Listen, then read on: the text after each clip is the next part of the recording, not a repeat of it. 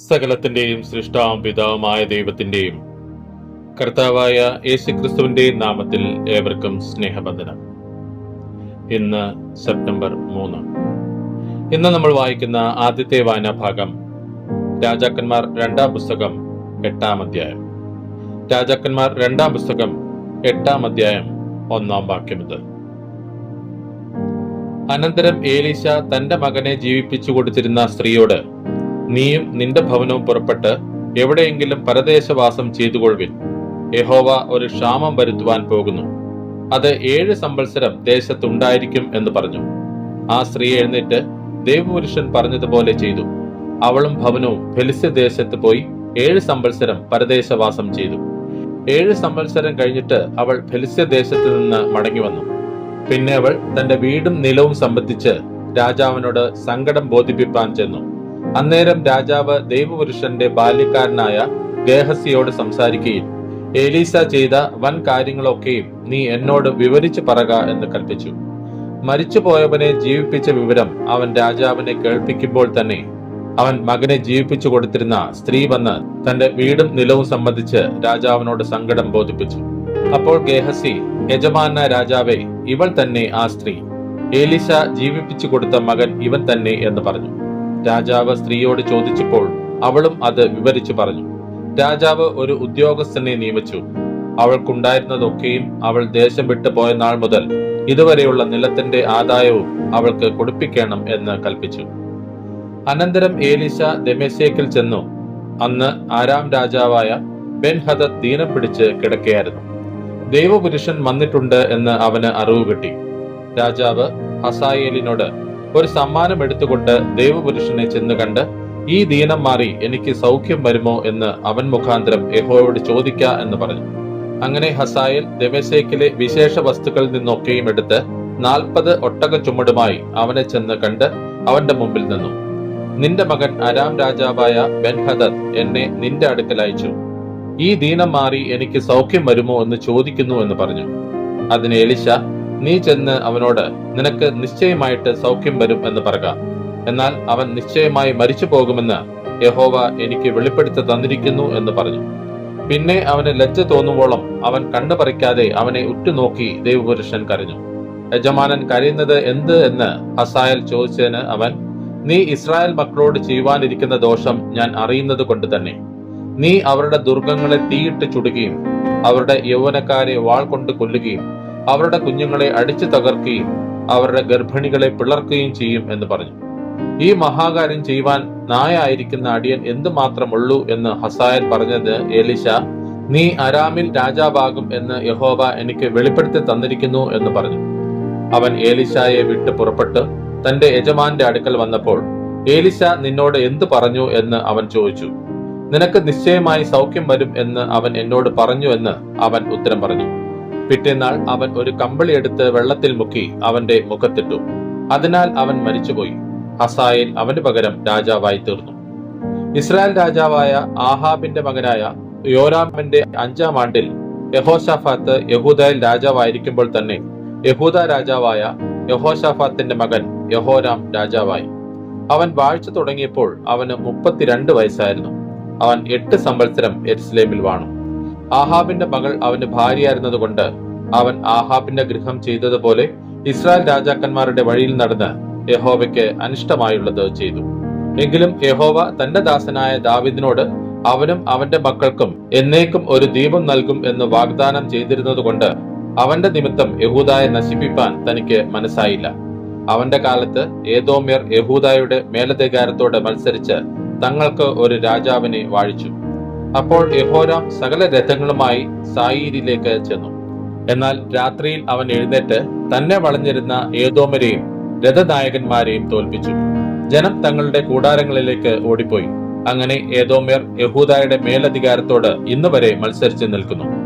ആ കാലത്ത് തന്നെ ലിബ്നയും മത്സരിച്ചു. യഹോരാമിന്റെ മറ്റുള്ള വൃത്താന്തങ്ങളും അവൻ ചെയ്തതൊക്കെയും യഹൂദ രാജാക്കന്മാരുടെ വൃത്താന്ത പുസ്തകത്തിൽ എഴുതിയിരിക്കുന്നുവല്ലോ. യഹോരാം തന്റെ പിതാക്കന്മാരെ പോലെ നിദ്ര പ്രാപിച്ചു. അവന്റെ പിതാക്കന്മാരോടുകൂടെ ദാവീദിന്റെ നഗരത്തിൽ അവനെ അടക്കം ചെയ്തു. അവന്റെ മകനായ അഹസ്യാവ് അവന് പകരം രാജാവായി. ഇസ്രായേൽ രാജാവായ ആഹാബിന്റെ മകൻ യോരാമിന്റെ 12-ാം ആണ്ടിൽ യഹൂദ രാജാവായ യഹോരാമിന്റെ മകൻ അഹസ്യാവ് രാജാവായി. അഹസ്യാവ് വാഴ്ച തുടങ്ങിയപ്പോൾ അവന് 22 വയസ്സായിരുന്നു. അവൻ 1 സംവത്സരം യെരുശലേമിൽ വാണു.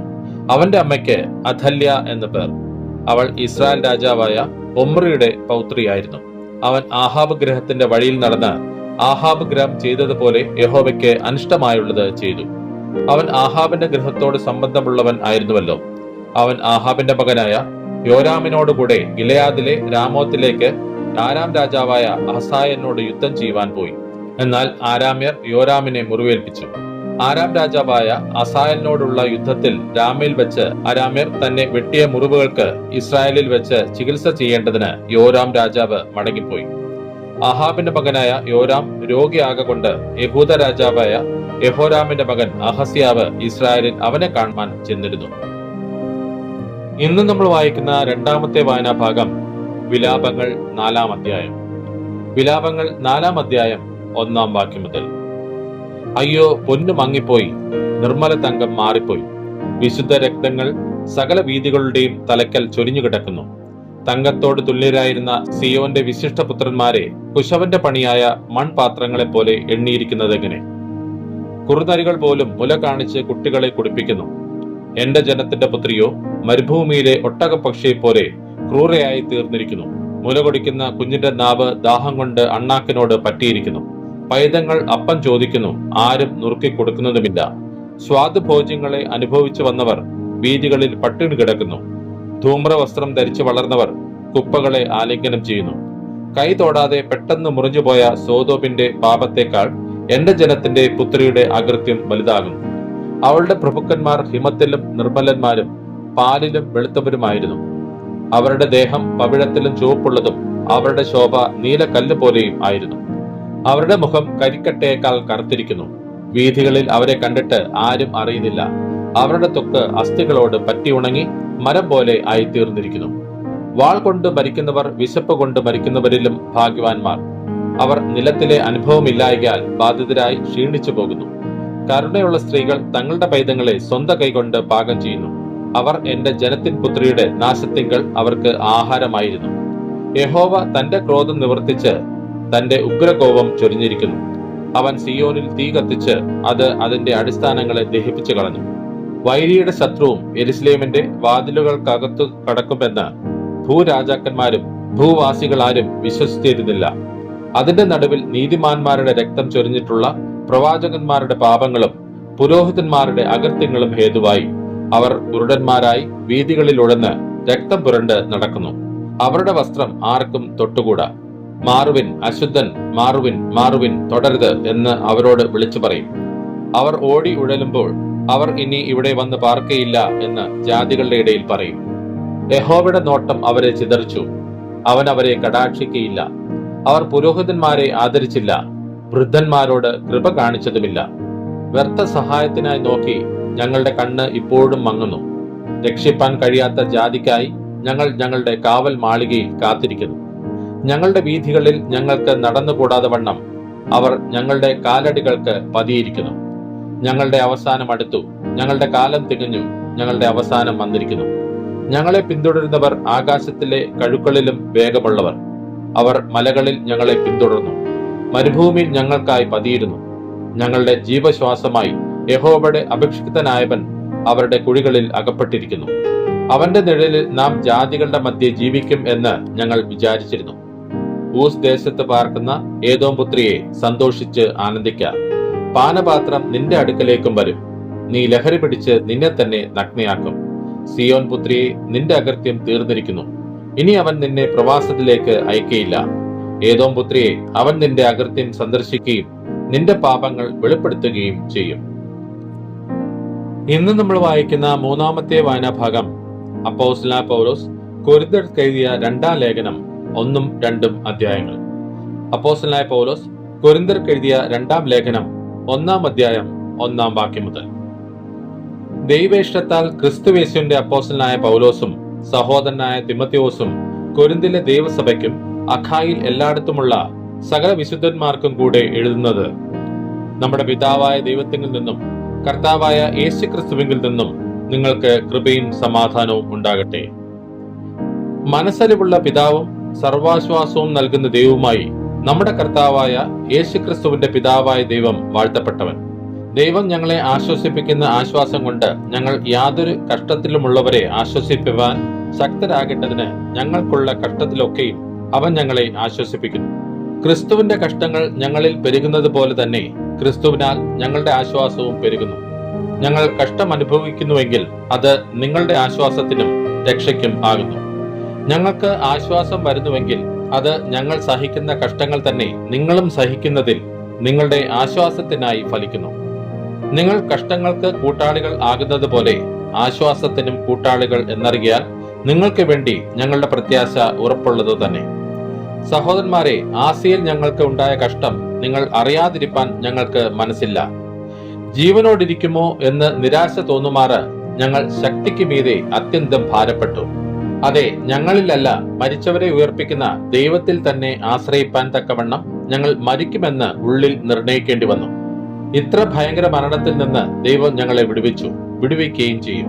അവൻ മേലാലും വിടുവിക്കുമെന്ന് ഞങ്ങൾ അവനിൽ ആശ വെച്ചുമിരിക്കുന്നു. അതിന് നിങ്ങളും ഞങ്ങൾക്ക് വേണ്ടിയുള്ള പ്രാർത്ഥനയാൽ തുണയ്ക്കുന്നുണ്ടല്ലോ. അങ്ങനെ പലർ മുഖാന്തരം ഞങ്ങൾക്ക് കിട്ടിയ കൃപയ്ക്ക് വേണ്ടി പലരാലും ഞങ്ങൾ നിമിത്തം സ്തോത്രം ഉണ്ടാകുവാൻ ഇടവരും. ഞങ്ങൾ ലോകത്തിൽ വിശേഷാൽ നിങ്ങളോട് ജഡജ്ഞാനത്തിലല്ല ദൈവകൃപയിലത്രേ ദൈവം നൽകുന്ന വിശുദ്ധിയിലും നിർമ്മലതയിലും പെരുമാറിയിരിക്കുന്നുവെന്ന് ഞങ്ങളുടെ മനസാക്ഷിയുടെ സാക്ഷ്യം തന്നെ ഞങ്ങളുടെ പ്രശംസ. നിങ്ങൾ വായിക്കുന്നതും ഗ്രഹിക്കുന്നതുമല്ലാതെ മറ്റൊന്നും ഞങ്ങൾ നിങ്ങൾക്ക് എഴുതുന്നില്ല. നമ്മുടെ കർത്താവായ യേശുവിന്റെ നാളിൽ നിങ്ങൾ ഞങ്ങൾക്ക് എന്ന പോലെ ഞങ്ങൾ നിങ്ങൾക്കും പ്രശംസയാകുന്നു എന്ന് നിങ്ങൾ ഞങ്ങളെ ഏറെക്കുറെ ഗ്രഹിച്ചതുപോലെ അവസാനത്തോളം ഗ്രഹിക്കുമെന്ന് ഞാൻ ആശിക്കുന്നു. ഇങ്ങനെ ഉറച്ചിട്ട് നിങ്ങൾക്ക് രണ്ടാമത് ഒരു അനുഗ്രഹം ഉണ്ടാകണമെന്ന് വെച്ച് മുമ്പേ നിങ്ങളുടെ അടുക്കൽ വരുവാനും ആ വഴിയായി മക്കതോനിക്ക് പോയി പിന്നെയും മക്കതോനിയിൽ നിന്ന് നിങ്ങളുടെ അടുക്കൽ വരുവാനും നിങ്ങളാൽ യഹൂദയിലേക്ക് യാത്ര അയക്കപ്പെടുവാനും ഞാൻ വിചാരിച്ചിരുന്നു. ഇങ്ങനെ വിചാരിച്ചതിൽ ഞാൻ ചാബല്യം കാണിച്ചു പോകും. അല്ലെങ്കിൽ എന്റെ വാക്ക് ഉവ്വ് ഉവ്വ് ഇല്ല ഇല്ല എന്ന് ആകുവാൻ തക്കവണ്ണം എന്റെ നിരൂപണം ജഡിക നിരൂപണമോ? നിങ്ങളോടുള്ള ഞങ്ങളുടെ വചനം ഒരിക്കൽ ഉവ്വ് എന്നും മറ്റൊരിക്കൽ ഇല്ല എന്നും ആയിരുന്നില്ല എന്നതിന് വിശ്വസ്തനായ ദൈവം സാക്ഷി. ഞാനും സിൽവാനോസും തിമോഥെയോസും നിങ്ങളുടെ ഇടയിൽ പ്രസംഗിച്ച ദൈവപുത്രനായ യേശുക്രിസ്തു ഒരിക്കൽ ഉവ്വ് എന്നും മറ്റൊരിക്കൽ ഇല്ല എന്നും ആയിരുന്നില്ല. അവനിൽ ഉവ്വ് എന്നത്രയുള്ളൂ. ദൈവത്തിന്റെ വാഗ്ദത്തങ്ങൾ എത്ര ഉണ്ടെങ്കിലും അവനിൽ ഉവ്വ് എന്നത്രേ. അതുകൊണ്ട് ഞങ്ങളാൽ ദൈവത്തിന്റെ മഹത്വം ഉണ്ടാകുമാറ് അവനിൽ ആമേൻ എന്നും തന്നെ. ഞങ്ങളെ നിങ്ങളോടുകൂടെ ക്രിസ്തുവിൽ ഉറപ്പിക്കുന്നതും നമ്മെ അഭിഷേകം ചെയ്തതും ദൈവമല്ലോ. അവൻ നമ്മെ മുദ്രയിട്ടും ആത്മാവ് എന്ന അച്ചാരം നമ്മുടെ ഹൃദയങ്ങളിൽ തന്നുമിരിക്കുന്നു. എന്നാണ് നിങ്ങളെ ആദരിച്ചിട്ടത്രേ ഞാൻ ഇതുവരെ കൊരിന്തിൽ വരാഞ്ഞത്. അതിന് ദൈവം സാക്ഷി.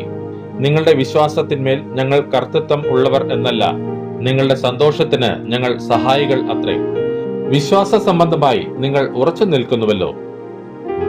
അപ്പോസ്തലനായ പൗലോസ് കൊരിന്ത്യർക്ക് എഴുതിയ 2-ാം ലേഖനം 2-ാം അധ്യായം 1-ാം വാക്യം മുതൽ.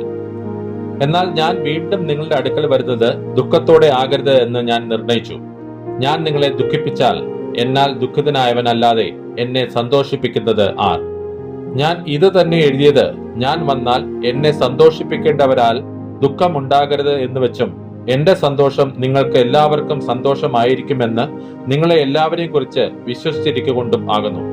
വളരെ കഷ്ടവും മനോവ്യസനവും ഉണ്ടായിട്ട് വളരെ കണ്ണുനീരോടുകൂടെ ഞാൻ നിങ്ങൾക്ക് എഴുതിയത് നിങ്ങൾ ദുഃഖിക്കേണ്ടതിനല്ല, എനിക്ക് നിങ്ങളോടുള്ള വലിയ സ്നേഹം നിങ്ങൾ അറിയേണ്ടതിനത്രേ.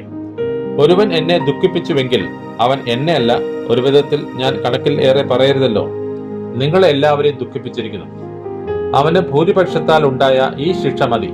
അവൻ അതിദുഃഖത്തിൽ മുങ്ങിപ്പോകാതിരിക്കേണ്ടതിന് നിങ്ങൾ അവനോട് ക്ഷമിക്കുകയും അവനെ ആശ്വസിപ്പിക്കുകയും തന്നെ വേണ്ടത്. അതുകൊണ്ട് നിങ്ങളുടെ സ്നേഹം അവന് ഉറപ്പിച്ചു കൊടുപ്പാൻ ഞാൻ നിങ്ങളോട് അപേക്ഷിക്കുന്നു. നിങ്ങൾ സകലത്തിലും അനുസരണമുള്ളവരോ എന്ന് പരീക്ഷിച്ചറിയേണ്ടതിനുമായിരുന്നു ഞാൻ എഴുതിയത്. നിങ്ങൾ വല്ലതും ക്ഷമിക്കുന്നവനോട് ഞാനും ക്ഷമിക്കുന്നു. എന്നാൽ ഞാൻ വല്ലതും ക്ഷമിച്ചിരിക്കുന്നുവെങ്കിൽ നിങ്ങൾ നിമിത്തം ക്രിസ്തുവിന്റെ സന്നിധാനത്തിൽ ക്ഷമിച്ചിരിക്കുന്നു. സാത്താൻ നമ്മെ തോൽപ്പിക്കരുത്, അവന്റെ തന്ത്രങ്ങളെ നാം അറിയാത്തവരല്ലോ. എന്നാൽ ഞാൻ ക്രിസ്തുവിന്റെ സുവിശേഷം അറിയിപ്പാൻ ത്രോവാസിൽ വന്നാറേ കർത്താവിന്റെ പ്രവൃത്തിക്കായി എനിക്ക് ഒരു വാതിൽ തുറന്നു കിട്ടിയപ്പോൾ എന്റെ സഹോദരനായ തീത്തോസിനെ കാണാഞ്ചിട്ട് മനസ്സിൽ സ്വസ്ഥതയില്ലായകയാൽ ഞാൻ അവരോട് യാത്ര പറഞ്ഞ് മക്കതോന്യയ്ക്ക് പുറപ്പെട്ടു. ക്രിസ്തുവിൽ ഞങ്ങളെ എപ്പോഴും ജയോത്സവമായി നടത്തുകയും എല്ലായിടത്തും ഞങ്ങളെ കൊണ്ട് തന്റെ പരിജ്ഞാനത്തിന്റെ വാസന വെളിപ്പെടുത്തുകയും ചെയ്യുന്ന ദൈവത്തിന് സ്തോത്രം. രക്ഷിക്കപ്പെടുന്നവരുടെ ഇടയിലും നശിക്കുന്നവരുടെ ഇടയിലും ഞങ്ങൾ ദൈവത്തിന് ക്രിസ്തുവിന്റെ സൗരഭ്യവാസന ആകുന്നു. ഇവർക്ക് മരണത്തിൽ നിന്ന് മരണത്തിലേക്കുള്ള വാസന, അവർക്കോ ജീവനിൽ നിന്ന് ജീവങ്കിലേക്കുള്ള വാസന തന്നെ. എന്നാൽ ഇതിന് ആർ പ്രാപ്തൻ? ഞങ്ങൾ ദൈവവചനത്തിൽ കൂട്ടിച്ചേർക്കുന്ന അനേകരെ പോലെയല്ല, നിർമ്മലതയോടും ദൈവത്തിന്റെ കൽപ്പനയാലും ദൈവസന്നിധിയിൽ ക്രിസ്തുവിൽ സംസാരിക്കുന്നു. ഇന്ന് നമ്മൾ വായിച്ചു കേട്ട ഈ വേദഭാഗങ്ങളാൽ പിതാവായ ദൈവത്തിൽ നിന്നും കർത്താവായ ക്രിസ്തുയേശുവിൽ നിന്നും ഏവർക്കും കൃപയും കനിവും സമാധാനവും ഉണ്ടാകട്ടെ. ആമേൻ.